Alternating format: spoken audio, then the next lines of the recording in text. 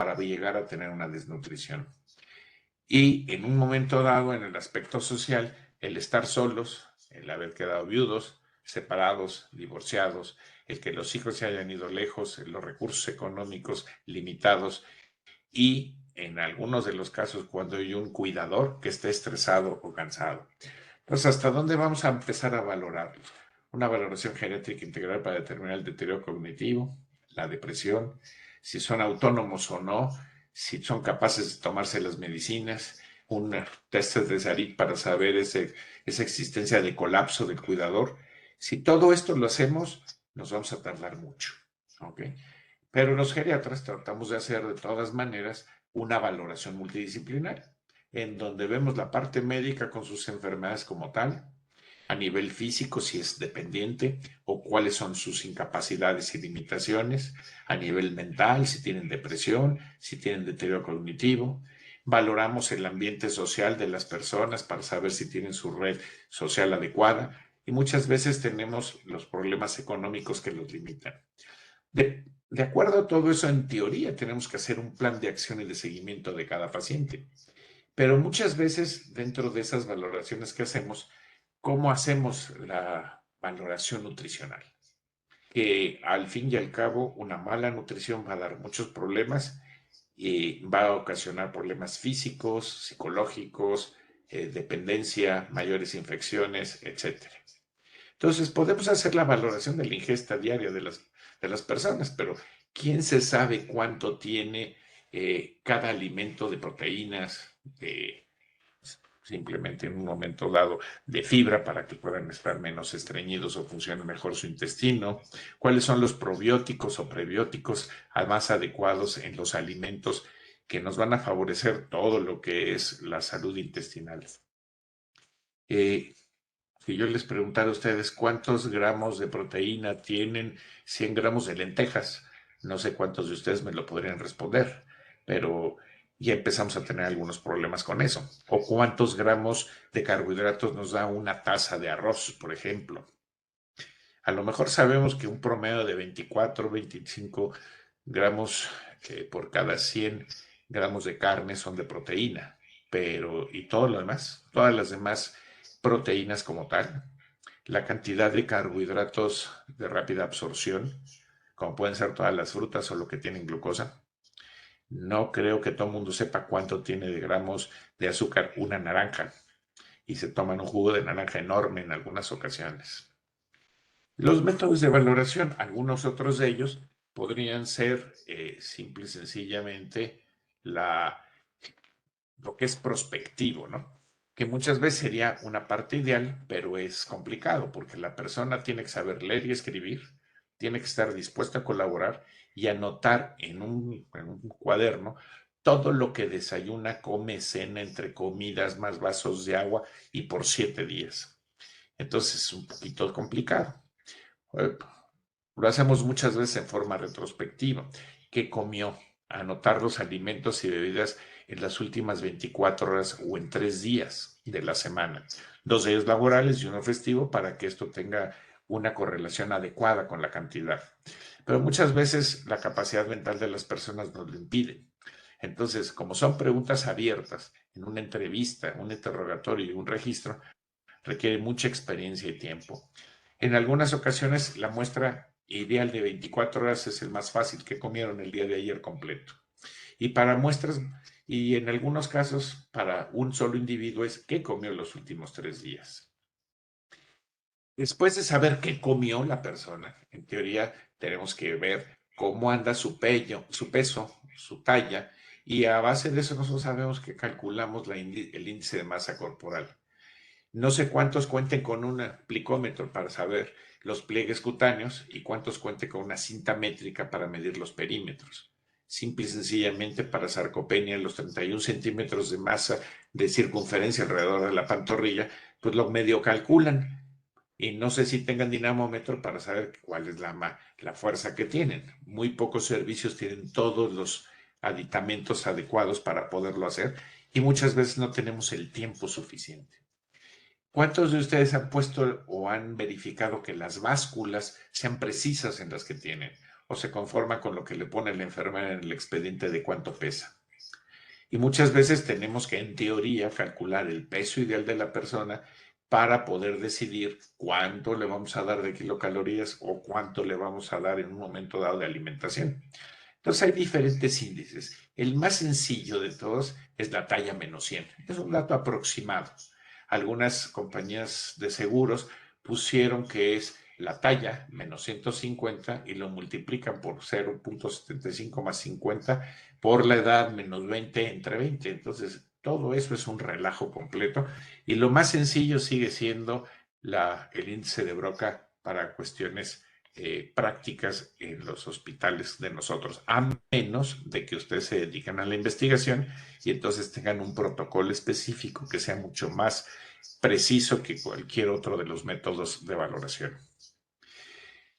Dentro de la valoración antropométrica manejamos los pliegues cutáneos y los perímetros, pero solo es un valor en forma aislada. Si no los utilizamos en conjunto, no van a funcionar. Entonces, muchas veces una báscula con medición de bioimpedancia pues nos va a dar no solamente el peso de la persona y nos permite saber la talla y por lo tanto el índice de masa corporal, sino también el porcentaje de grasa corporal que se tiene. Muchos basan la valoración nutricional simplemente en los datos del laboratorio.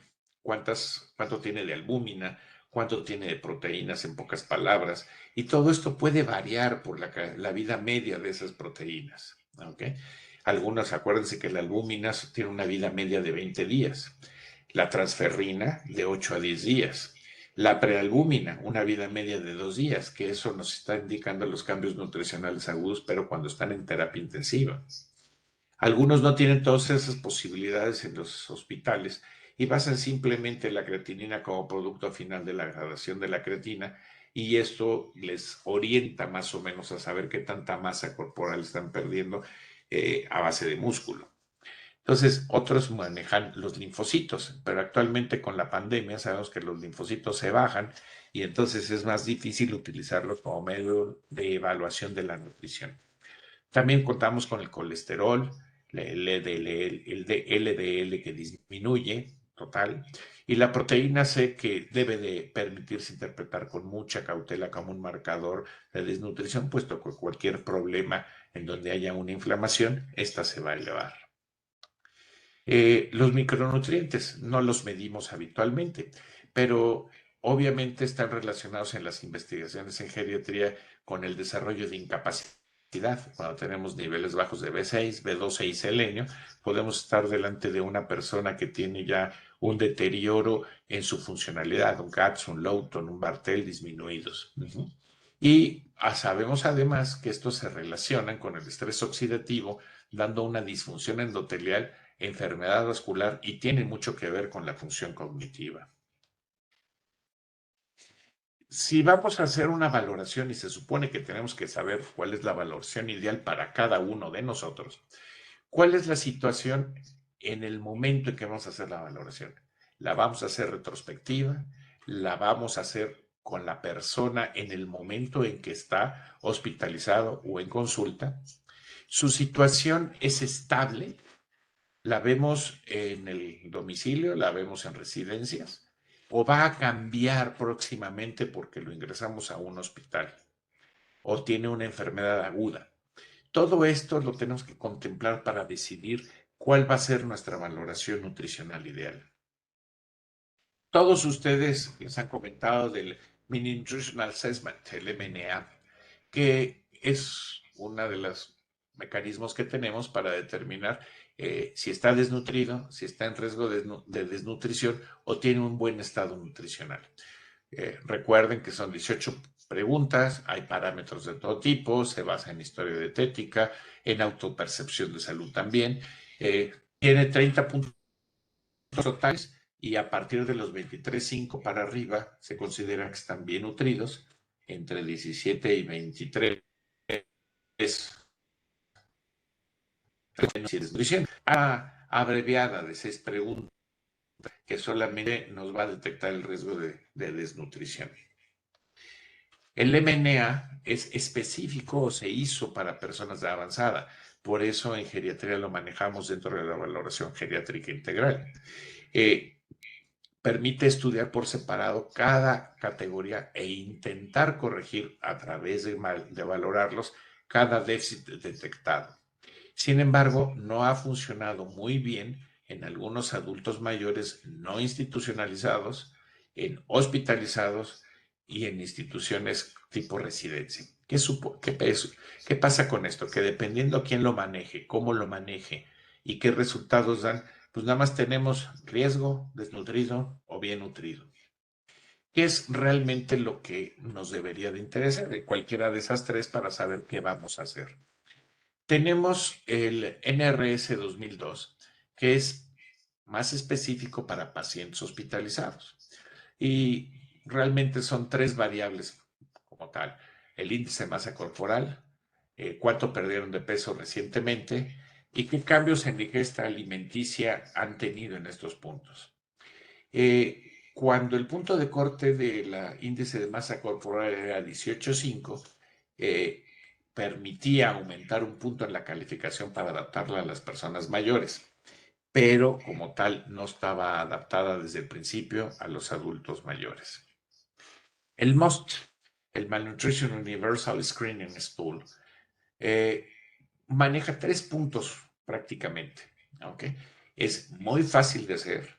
Está generalmente hecha para personas no institucionalizadas, aunque ya está validado para hospitales y residencias. Y nos maneja lo mismo, las 3 categorías de riesgo, bajo, medio o alto. No tiene la dificultad que no presenta ninguna medida de funcionalidad y sobre todo se centra en exceso de enfermedades. Para eso nada más necesitamos el índice de masa corporal, cambio de peso y la detección de cualquier enfermedad y valorar qué riesgos tenía la persona, que fue lo que vimos en un principio.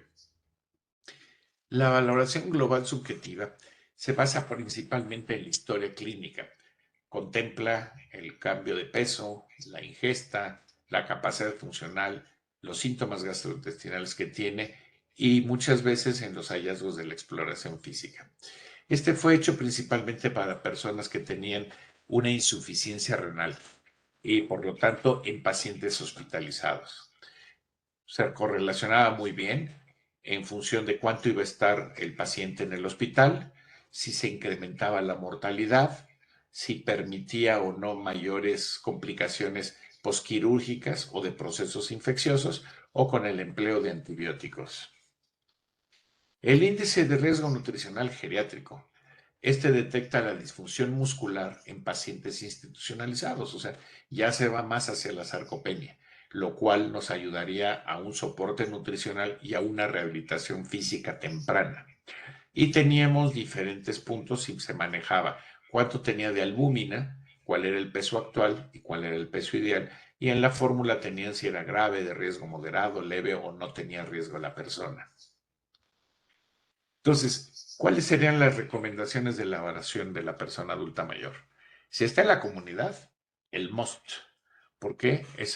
Use una extensión de un fácil uso, eh, de mucha capacidad hasta para realizarlo por la misma persona. Esa es una gran ventaja. Por lo tanto, cualquier persona familiar, el mismo paciente lo podría llegar a hacer y darles el resultado. En el hospital podríamos utilizar el NRS que nos permitiría, a base de la gravedad y severidad de la enfermedad, cómo causa esto un incremento de sus necesidades alimenticias.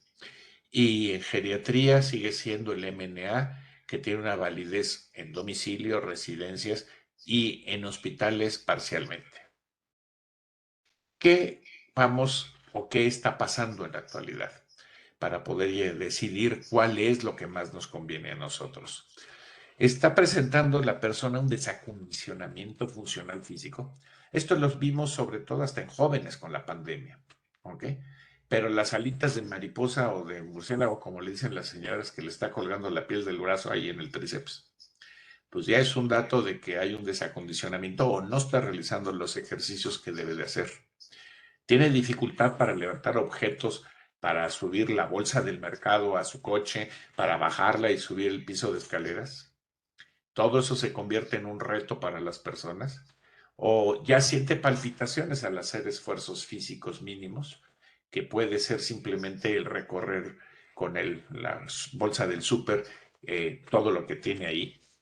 Si tiene palpitaciones en su momento al hacer cualquier otra actividad, hasta bañarse, vestirse rápido, siente que la persona que levantarse del piso, de la cama o de la silla ya es un esfuerzo, ya no se puede levantar con las dos manos cruzadas al pecho, como en algunos de los test que hacemos. Le falta el aire al realizar actividades que antes eran cotidianas. Si cualquiera de ustedes o sus pacientes contestara que sí a cualquiera de estas preguntas, está teniendo un desacondicionamiento funcional físico. Y esto va a poderse agravar y tener episodios de dolor por lastimarse los músculos, los tendones o las mismas articulaciones. Va a cambiar sus posturas. Vamos a ver atrofia muscular, vamos a ver inestabilidad funcional y la persona empieza a caminar más despacio, se trata de detener de los muebles y empieza a tener otro tipo de problemas. Y se convierte en un dolor crónico para las personas. Eso está pasando con el desacondicionamiento. Entonces, ¿qué podemos hacer para hacer una valoración rápida? Pues tenemos diferentes sistemas. Les voy a presentar un protocolo RMAP que ustedes pueden hacerlo en su casa, en su consultorio, en el consultorio hospitalario o en cualquier lado. Y lo pueden pasar a los pacientes para que ellos lo llenen. Este protocolo lo que pretende hacer es que utilicen el MUST como Malnutrition Universal Screening Tool más el SARC-F. Y esto les va a dar la posibilidad de que la persona no solamente sea valorada con riesgo o sin riesgo nutricional, sino también el riesgo que tiene de sarcopenia y por lo tanto de inmovilidad. Entonces, si ustedes tienen ahí su teléfono celular, aparte de lo que es la computadora, les recomendaría que pusieran su código QR o entraran a la página de abajo, rmapnutrition.com/MX. Si ustedes lo hacen ahorita, los espero ahí con el QR para saber si lo pueden llegar a poner todos. Ahora sí que saquen el teléfono, pongan la camarita, tomen la foto del QR y los envía directamente. ¿Ya lo hicieron más o menos? Para poder pasar entonces a la siguiente página. Si ustedes colocan este QR a la entrada y la persona lo toma o su asistente lo puede tomar, con unas cuantas preguntas automáticamente van a darles paso a que tengan una valoración rápida que no les quite tiempo en su consulta y que les pueda dar mucho tiempo. Ustedes van a entrar a esa página y entonces tienen México, le dan comenzar, les pone ahí un aviso de privacidad, que si son personas profesionales de la salud o no, si le dan sí, automáticamente les va a decir esta página. Datos del paciente y que pueden ser optativos. Pueden poner su fecha de nacimiento, el sexo y automáticamente pasamos al segundo punto. ¿Cuáles son los factores de riesgo de desnutrición de cualquier paciente? Envejecimiento, que es 75 años y más, tiene fragilidad, o ha tenido cáncer, EPOC, está después de una terapia intensiva, tiene heridas crónicas, es diabético, ha tenido COVID, tiene enfermedades intestinales, tiene enfermedad renal crónica o enfermedad hepática, o ninguna, o otras como tal. Ustedes le pueden poner ahí la que ustedes gustan y le ponen continuar. Y entonces, ¿cuánto mide? ¿Cuánto pesa? Y les calcula automáticamente el índice de masa corporal de su paciente.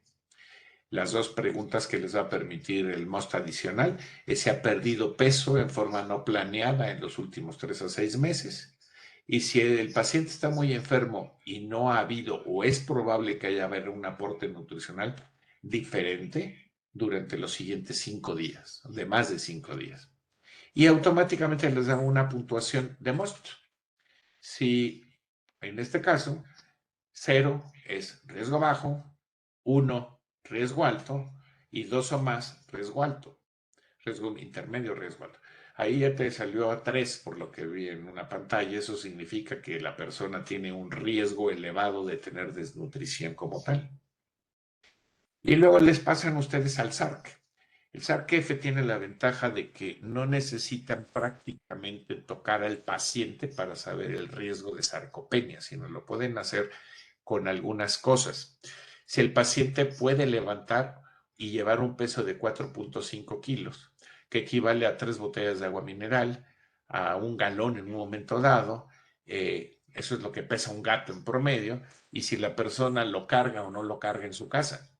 Muchas veces los pacientes tienen ahí un garrafoncito de agua de un galón y no lo pueden levantar para servirse un vaso de agua.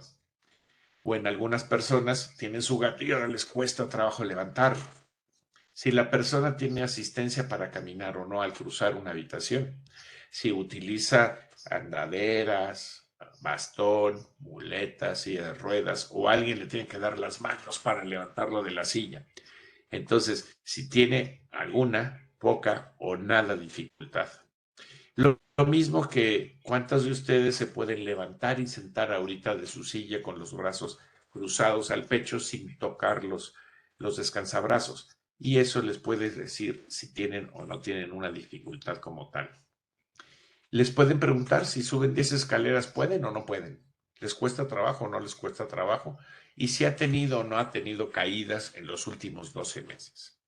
Con eso les va a sacar una puntuación de SARC y entonces pueden tener diferentes. Si es más de 4 puntos, tiene riesgo de sarcopenia, es predictivo de que la tienen. Y le pueden poner continuar. Y entonces de su paciente va a salir un tamizaje nutricional y les va a decir si tienen un MOST menor a 1 o un SARC menor a 4, pues nada más tienen que repetir el tamizaje en la siguiente año o en las siguientes consultas. Y si tiene un riesgo elevado de desnutrición o un riesgo predictivo de sarcopenia, pues hay que tratarlos. Y esto les permite a ustedes que lo pueda hacer la familia, lo puede hacer la asistente, lo podría hacer cualquier auxiliar de enfermería, y a la hora que a ustedes les llega, ya tienen todo esto, y si quisieran ustedes, lo podrían poner a través de un PDF en su expediente. ¿Ok? Entonces, ustedes pueden checar todo lo que son los pacientes. Eso es una manera de valorar rápidamente y no perder el tiempo, sobre todo en las instituciones haciendo un mini nutritional que les va a costar unos 15 minutitos como por lo pronto. Y entonces, pues ya perdieron 15 minutos para saber si estaba en riesgo o no riesgo. Y eso les puede favorecer que tengan más tiempo para su consulta. Este protocolo, entonces, pídanles a sus asistentes que lo pongan. Pídanle a los auxiliares, a los residentes, a los estudiantes, que lo empiecen a hacer con sus pacientes antes de que pasen a su consulta. Y entonces van a poder ustedes tomar decisiones de acuerdo a los resultados. Entonces, si me pusiera a decir cuál es la valoración ideal, pues va a estar complicado porque están en su consultorio, están en el domicilio del paciente, están en la institución, están a los pies de la cama del paciente, lo pueden levantar, pueden calcular, porque la talla de la persona, pues si no la pueden parar, acuérdense que los brazos abiertos en cruz les da más o menos la misma estatura, de punta del dedo medio a la punta del dedo medio del otro lado. Si ustedes se acuerdan la imagen aquí donde está la persona parada con los brazos hacia los lados, es un círculo, más o menos da la misma altura aproximadamente.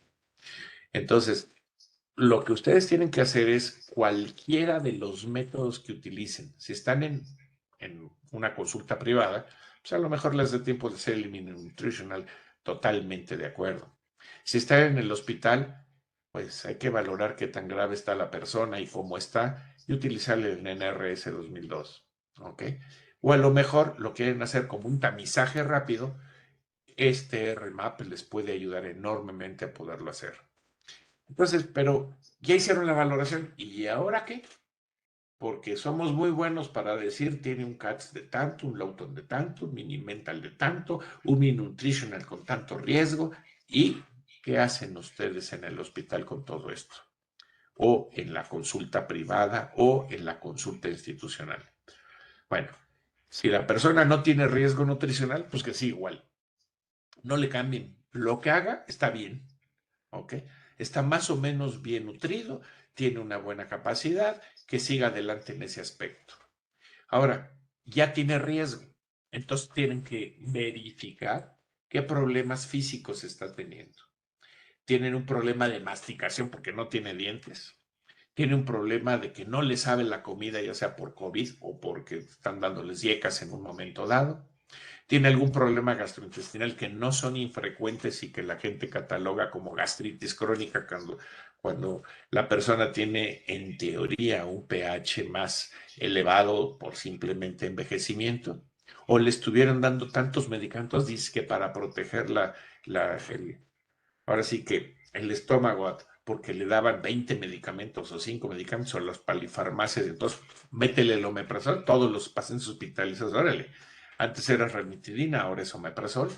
La persona es diabética, tiene síndrome metabólico, tiene hipotiroidismo, o es simplemente dependiente y no se puede levantar de su silla a prepararse la comida, o no puede cortar un pedazo de carne, entonces no se lo puede tomar.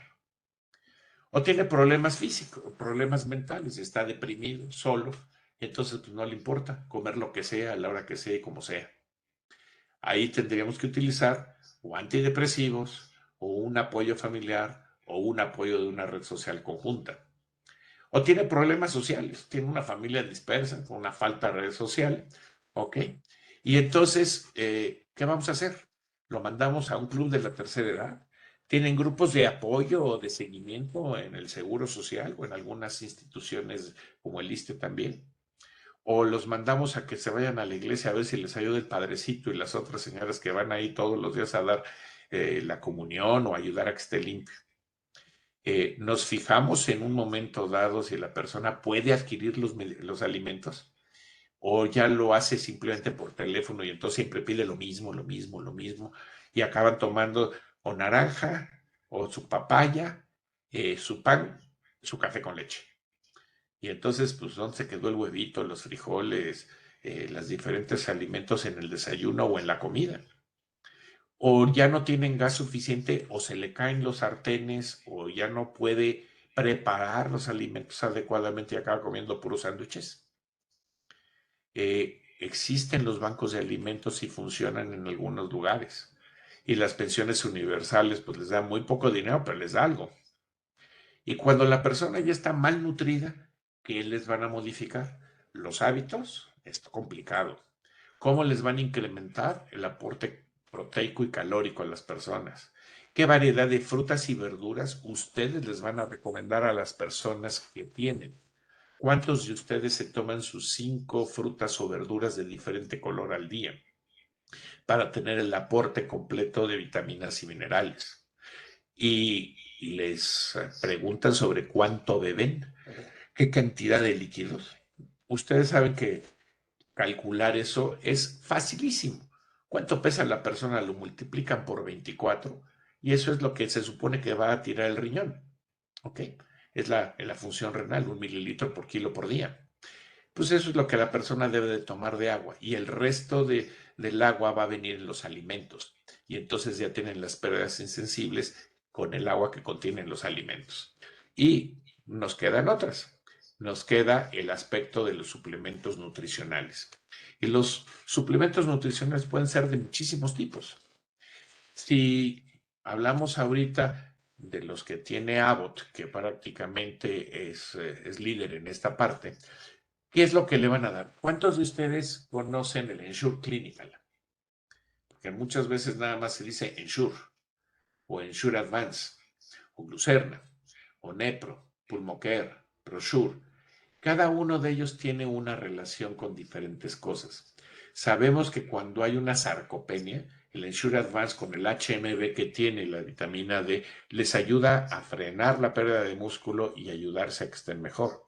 Si nada más es una disminución de la ingesta, en donde la persona ya come más o menos de todo, pero no contempla todos los alimentos, pues el Ensure Simple.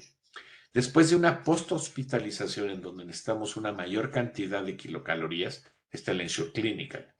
Si son diabéticos, el Glucerna para disminuir los picos de glicemia que se tienen.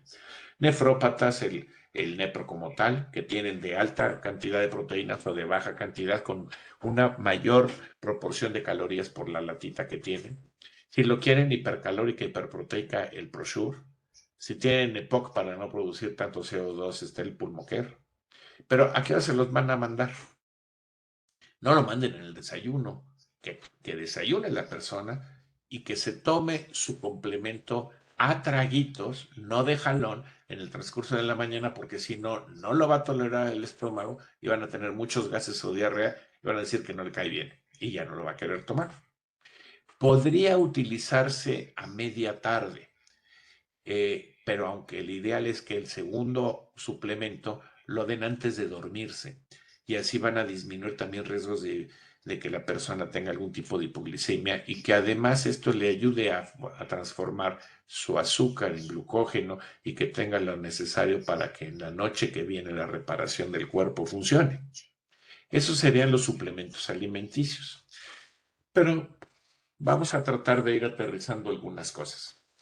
¿Por qué vamos a evaluar si no se va a actuar? Si ustedes no tienen la posibilidad de darle a una persona una rehabilitación física y ponerlo a hacer ejercicio y no tiene gente que lo acompañe, ¿cómo le van a pedir que haga ejercicio la persona? Si saben que no tiene capacidad económica, si ustedes tienen los suplementos en el cuadro básico, pues hay que darlo. Si no los van a prescribir como tal, ¿para qué evaluar nutrición en la persona? Entonces, ¿cuál es la valoración ideal? La que les permite a ustedes actuar. ¿Ok? ¿Cuál es la herramienta que van a utilizar? La que más fácil se adapte a la condición en la que se encuentren en ese momento con el paciente. ¿Ok? Entonces, ya que van a determinar, a verificar, a tamizar y a diagnosticar algo que puede ser desnutrición, malnutrición, obesidad, sobrepeso, eso les debe de permitir elegir la conducta que van a hacer y el manejo integral de la persona. Entonces, ¿cuál vamos a usar? Pues la que mejor conozcamos, la que sea más fácil, la que nos permita y nos dé un plan de intervención y entonces vamos a poder actuar y lograrlo. ¿Qué recomendaciones les daría a todos ustedes? Número uno, conozcan a sus pacientes. Número dos, valoren integralmente. Ya sé que se van a tardar, pero hay que conocer todos los aspectos depresivos, deterioro cognitivo, social, económico, red social, si tienen cuidadores y estos no están agotados, si hicieron una prueba de SARIT. Hagan diagnósticos integrales. Y recuerden, no actúen solos. Siempre hay un equipo de salud a nuestro alrededor y tenemos que saber utilizarlo. Y traten de hacerle y de planearle actividades en forma individual, pero también en forma colectiva. O sea, mándenlos a grupos, qué puede hacer con la familia, y eso va a ser a base de que ustedes conozcan sus problemas de todo tipo, los físicos, los psicológicos, los sociales, los económicos, y recuerden que algo que es muy importante y siempre se nos olvida a todos, la hidratación, la nutrición y la actividad física. Eso para mí es de lo más importante, aunque parezca mentira, porque de ahí se pueden hacer muchas cosas. Realmente esta plática es un recordatorio de lo que ustedes han utilizado, de lo que han manejado y les agradezco enormemente esta parte. Les agradezco mucho. ¿De acuerdo? Muchísimas gracias, doctor. Excelente ponencia. Realmente, pues sí, es muy importante tener en cuenta que pues, el paciente, la persona mayor, es muy heterogénea. Lo podemos encontrar valorándolos en el consultorio, en el hospital, en el club de día, en la residencia. Entonces, va a cambiar mucho la valoración nutricional. Em, Si gusta, vamos a empezar con las preguntas ahorita del auditorio. Empezamos con la doc- el doctor Alejandro Herrera. Comenta el doctor que excelente ponencia. Eh, Su primera pregunta es, en su experiencia, ¿cómo romper la idea del desayuno y cena de café con leche y pan. Bueno, esa es la clásica mexicana que tenemos, de café con leche y suficiente pan. Ay, caray. Pero lo que se puede hacer es decirles, bueno, entonces almuerce, ¿ok? Y entonces desayune tempranito, tómese su cafecito con leche con su pan, pero no se olvide del huevito, la frutita, el yogurt, que puede tomar con queso cottage en un momento dado la fruta o puede ponerle su cereal y eso les puede ayudar mucho a que complementen. Recuerden que en México la tradición era desayuno, almuerzo, comida, merienda y cena. Eran las 5 alimentos que en teoría los diabéticos deben de seguir, pero que no los llevan a cabo. Entonces es muy importante que en su momento les acostumbremos a que almuercen el que toma su desayuno solamente café con leche y pan. Y en la noche, pues sabemos que tampoco es el ideal. Entonces, dígales que se tomen una fruta antes de dormirse. O a la fruta le ponen un poquito de crema, un poquito de yogurt, un poquito de queso cottage, si no son intolerantes a la lactosa. Si son intolerantes a la lactosa, cuando menos tienen la leche deslactosada, el queso deslactosado, y eso le puede dar también la facilidad de que coman esa parte. Muchas gracias, doctor. Sí, la verdad, en la clínica de repente también cenan incluso temprano su café con pan y se despiertan a hacer alguna actividad y pasan muchas horas en ayuno. Entonces sí, sí el tip de pues decirle que haga su colación con una frutita antes de dormir, sí es muy útil. La segunda pregunta del doctor Herrera es si deberíamos seguir usando el índice de masa corporal con los puntos de corte sugeridos para adultos mayores. Bueno, hay que recordar que el índice de masa corporal que nos enseñaron era entre 20 y 25 la normalidad y que el ideal era tener 22,5, pero en las personas mayores cambió. Como ellos bajan de estatura por disminución del tamaño de los discos intervertebrales más la gifosis que se presenta, el índice de masa corporal se incrementa y es de 24, 23.5 a 27 el ideal en las personas mayores. Muchas gracias, doctor. Comenta el doctor Manuel Villalobos Fernández. Muchas gracias por su plática, por su charla. Un gusto escucharlo. Y comenta, bueno, le gustaría saber si en su experiencia cuál sería la recomendación para los módulos proteicos con caseinato de calcio en polvo, debido a que con frecuencia nos encontramos con pacientes que no quieren complementar sus alimentos con suplementos orales, bebibles.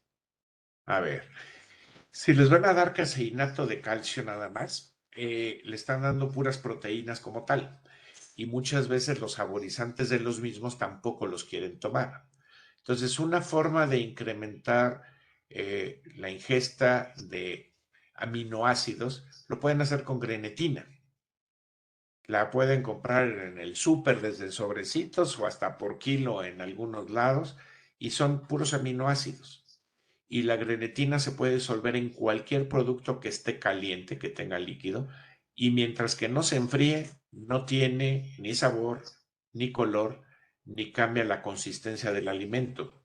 Entonces, si le pueden poner una cucharada del café con leche en la mañana y en la noche, pues ya les dieron ahí otros 10 gramos de aminoácidos.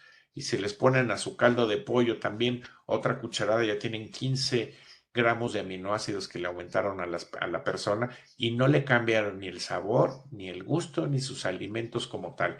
Esa es una manera indirecta de aumentar la cantidad de proteínas. ¿Ok? Muchas gracias, doctor. Comenta la doctora Nancy eh, que es importante la evaluación de la boca, ya que muchos pacientes tienen alteraciones que no les permiten comer adecuadamente.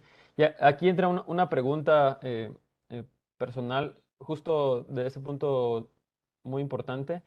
¿Ya existen escalas incluso de calidad de vida, solo de salud oral y relacionado obviamente a patología oral? ¿Qué tanto considera usted que habría que también juntar las escalas que puso usted con unas de patología oral?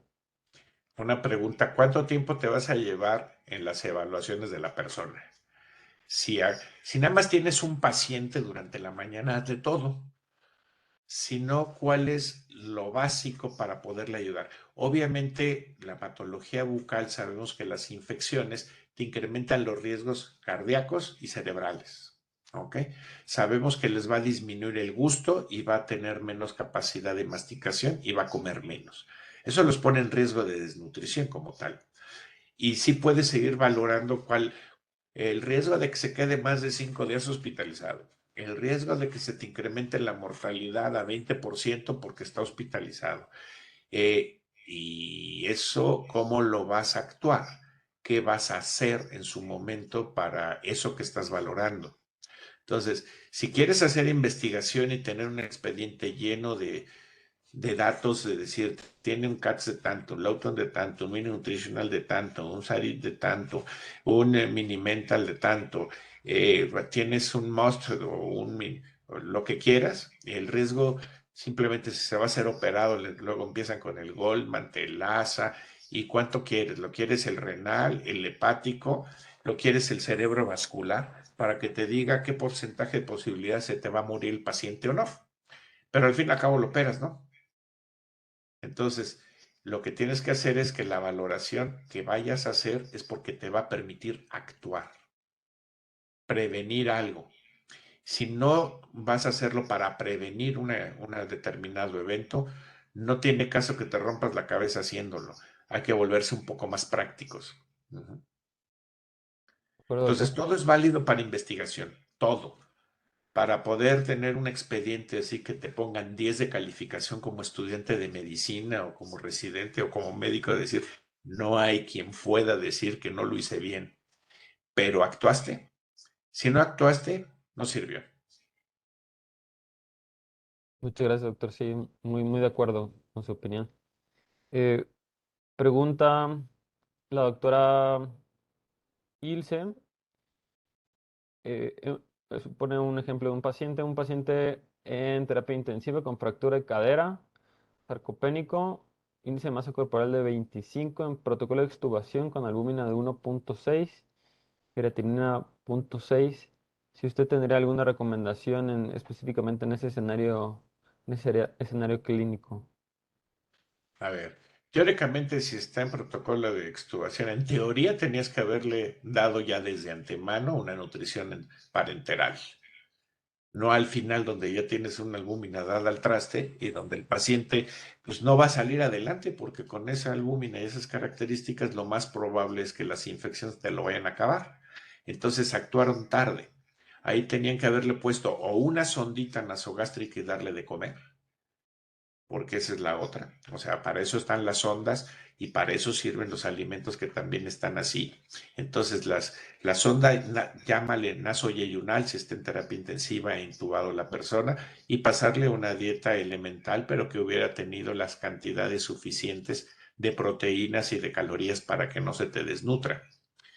Si no lo hiciste y ahora lo tienes así en el último minuto, pues lo más probable es que la persona salga y después te vaya a hacer algún problema infeccioso importante pulmonar. Y lo más probable es que acabe con también, o que tenga una sonda y acabe con una infección urinaria, y lo vas a tener que regresar probablemente a terapia ya por un problema séptico como tal importante. Entonces, si ya está así, pues en lo que acaba de comer yo le pondría una sondita y lo empezaba a alimentar, teniendo cuidado del síndrome de realimentación rápida. ¿Ok? De acuerdo, doctor, muchas gracias. Preguntan, ¿en las instituciones realmente se dan dietas como recetas de cocina, diabéticos, hipertensos, nefrópatas, etcétera? Y esto pues realmente no ayuda a un paciente muchas veces de la característica de la mayoría, frágil, sarcopénico incluso. ¿Cómo usted sugiere lidiar con esta problemática? A ver, lo único que tú tienes que tener restricciones es las personas con insuficiencia renal. Todos los demás, deja que coman lo que quieren, si ya de por sí no se acaban las charolas. Dejan la mitad o dejan una tercera parte de la charola ahí y todavía le restringiste las calorías o lo que haya sido en la orden médica, pues menos va a comer. O sea, creo que la excepción de los pacientes internados se come todo lo que les mandan. generalmente acaba probando ahí o comiendo también el que está echándoles una manita, los acompaña, oye, tú tómate el pancito, acábate la sopa, lo que sea, acaba siendo el compañero que está ahí. Si ven realmente lo que queda en las charolas en los hospitales, se van a dar cuenta que los pacientes no comen lo que se les manda. Y todavía restringirles a través de las charolas, que si lo quieren para nefrópata, que si no lo quieren con azúcares porque es diabético, etcétera, pues pónganle un poquitito más de insulina y listo ahí. No les van a comer las proteínas de todas maneras. Un nefrópata en 0.8 gramos de proteínas por kilo por día que requiere una persona nefrópata si pesa 70 kilos, pues son 56 gramos de proteína que vienen siendo más de 200 gramos de carne, que son 2 huevos con un poco de leche en la mañana, pues que se los coman. Apenas ahí les dieron ustedes aproximadamente 20 gramos de proteínas, no se va a comer el pedazo de carne grande y nada más tienen que restringir lo que les llevan en la noche que no tenga demasiadas proteínas. Y generalmente los sándwiches que mandan en los hospitales, ahora sí que es rebanadita de queso, rebanadita de jamón y 2 panes. Eso es un emparedado, porque un sándwich llevaría sus frijolitos, su mostaza, llevaría su mayonesa, llevaría unas hojitas ahí de lechuga con su jitomate, su salsita como tal, muy probablemente su aguacate, y eso es un sándwich. Un emparedado es pan, 2 rebanadas de pan con rebanadita de queso, rebanadita de jamón, que eso no tiene arriba de 5 gramos de proteínas, pero para nada. Entonces, pues es tal cual. Había otra pregunta por acá que decía que cómo calcular el peso ideal en un paciente postrado. Bueno, ustedes pueden calcular que cada pierna tiene 18% de peso como tal, en teoría. Entonces, si está amputado de ambas piernas, ya le quitaron el 36% y pueden pedirle que les dijera cuánto pesaba aproximadamente antes y entonces ya podrían saber que le quitan un 36% a ese peso que tenía y eso es lo que tendría que mantener de peso ideal para que no aumente la grasa visceral. Uh-huh. eh, ¿Qué más? Hay otra pregunta que también está interesante con respecto a los espesantes, si habrá alguno comercial actualmente o faltará mucho para que llegue. Pues los encuentras, pero no en todas las farmacias, sino son específicos. Y muchas veces donde los encuentras es en los súperes, en el área de bebés. Ahí están los espesantes de alimentos que realmente lo pueden usar las personas de edad avanzada. Y si no, si dejas enfriar un poquito la grenetina, pues ya hiciste que se espesara lo que le ibas a dar y no le cambiaste el sabor. Y si no, también tienes la maicena para que también te va a espesar los alimentos si estos son de otro tipo o ya tienen un sabor determinado. Entonces, si hay espesantes en los súperes, en el departamento de bebés, y si no, pues utilizar ahora sí que la misma grenetina, utilizar la maicena y eso les puede ayudar a espesar un poquito más para los que tengan dificultades de deglución. Sí, realmente la maicena, comentándolo hacia los pacientes, es como algo muy aceptado y como que todos hacen un clic con espesar con la maicena.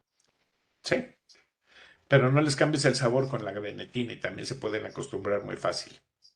Sí, así es. Eh, Otra pregunta, bueno, en el caso de un adulto mayor preguntan con desnutrición que va a ser intervenido quirúrgicamente, ¿qué recomendaciones daría para antes de la cirugía con qué nutrirse? A ver, mi pregunta ahí, si tiene una buena capacidad gastrointestinal, siempre van a ser los suplementos orales, ¿ok?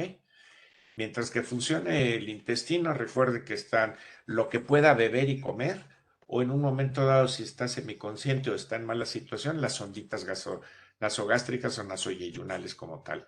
Y entonces se les puede dar algunos de los suplementos que se tienen, como de los que nombré previamente, en donde la persona, en función de los requerimientos que necesite, tendrá la cantidad de proteínas, carbohidratos, lípidos y vitaminas y minerales completos y pueden llegarlo a dar. También hay preparaciones para las 24 horas por vía de una sonda nasoyunal con otros nombres y ya tienen completo la cantidad de agua y de nutrientes que se pueden pasar. Entonces, todo esto depende también de la capacidad económica y si tienen o no tienen la posibilidad en su momento de poder pues contar con eso, dependiendo el lugar y si están aceptados o no están aceptados los alimentos en los hospitales o si cuentan con nutrición parenteral o no, o nutrición enteral. Muchas ¿Alguna otra gracias. cosa? Hay una última pregunta. Yo creo que terminaríamos con esta. Y va en base al cuadro que puso al final sobre, dependiendo de la situación clínica, qué suplementos se puede utilizar.